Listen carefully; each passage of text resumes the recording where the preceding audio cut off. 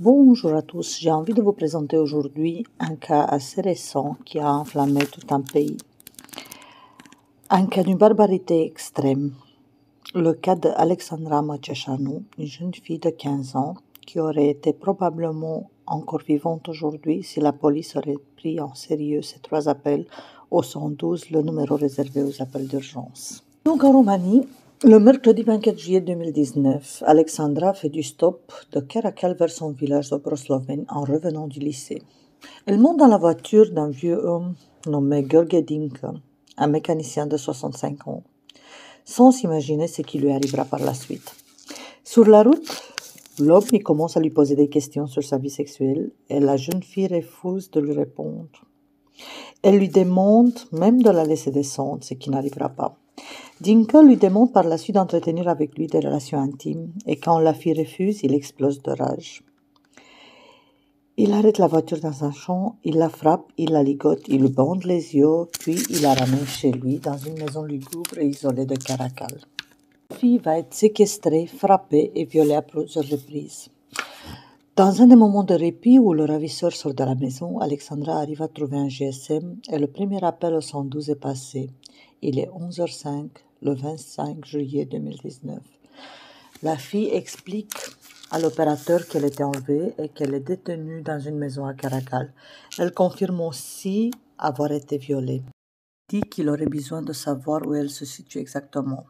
Lors de son deuxième appel, à 11h06, Alexandra précise qu'elle a été enlevée par une voiture, avoir les yeux bandés et être renfermée dans une pièce. Elle se souvient d'être passée au barrage, elle pense être à bord d'un quartier de Caracal.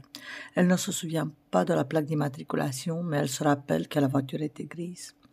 Elle déclare avoir trouvé le nom de Lucien Gabriel Popescu sur une carte de visite à la maison, mais qu'elle ne sait pas s'il s'agit au nom du ravisseur. Elle mentionne également téléphoner depuis le téléphone du ravisseur qu'elle a également trouvé dans la chambre. La police prend le relais de l'opérateur 112 à 11h07. Alexandra donne alors l'adresse sur la carte de visite à la police, mais l'agent de police lui répond que c'est l'adresse d'un immeuble alors qu'elle déclare être détenue dans une maison individuelle. Le troisième appel a eu lieu à 11h12. Alexandra demande si une voiture de police est en route et elle craint que le ravisseur ne revienne. La police prend l'appel et précise qu'elle n'est pas sûre que la carte de visite appartient à l'auteur.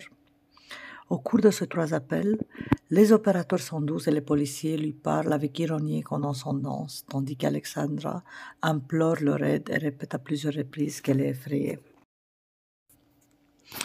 La police parvient à identifier la maison à 2h du matin le lendemain des appels. Malgré cela, il attend des heures avant d'entrer dans le bâtiment avec un mandat de perquisition, même si la loi ne leur impose pas l'obtention. La police arrête donc Dincă, qui admet également le meurtre de Luisa Melencu, âgée de 18 ans et disparue en avril. Il avoue avoir séquestré la fille, l'avoir frappée, violée, puis tuée.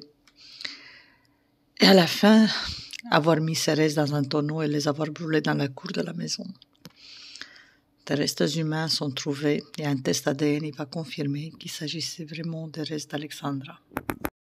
L'affaire suscite une colère générale en Roumanie et la nouvelle de l'assassinat et des événements qui ont suivi se propage à travers toute l'Europe. Le 27 juillet 2019, plus de 2500 personnes manifestent à Bucarest. Le ministre de l'Intérieur, nouvellement nommé Nicolae Moga, limoge le chef de police national Ioan Buda, le préfet de Județ-Olt, Petre Neacșu, et le chef de police de Județ-Olt, Cristian Voiculescu, avant de démissionner à son tour, une seule semaine après son entrée en fonction. Le ministre de l'Éducation, Ekaterina Andronescu, est également limogé par le Premier ministre après avoir déclaré que les filles devraient savoir qu'il ne faut pas monter dans la voiture des inconnus. L'affaire souligne également le fait que l'insuffisance de transport en commun constitue un problème grave dans la campagne roumaine, où l'autostop joue un rôle important dans le transport. Lucian Gabriel Popescu, le premier homme identifié à tort comme l'auteur présumé, déclare dans un communiqué de presse n'avoir rencontré qu'une seule fois Dincă alors qu'il travaille pour un bureau de cadastre local et qu'il ne le connaît pas. Il demande à la presse de ne pas le contacter car sa famille et lui-même sont très touchés par l'affaire.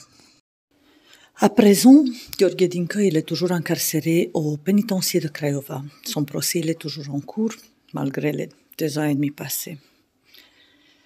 Voilà, j'attends votre opinion en commentaire sur cette affaire et je vous remercie. Une bonne journée.